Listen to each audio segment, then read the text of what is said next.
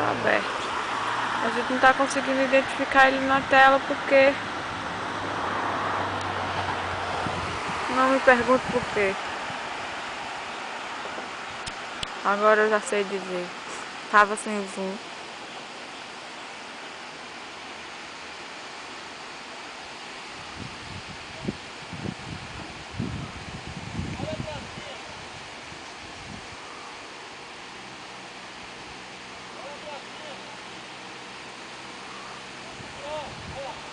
Gente, eu tenho uma explicação para essa filmagem atropelada.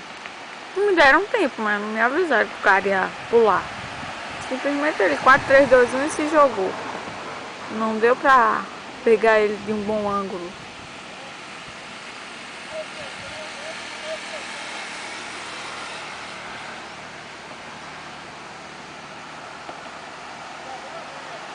Mas tá valendo, pulou, né?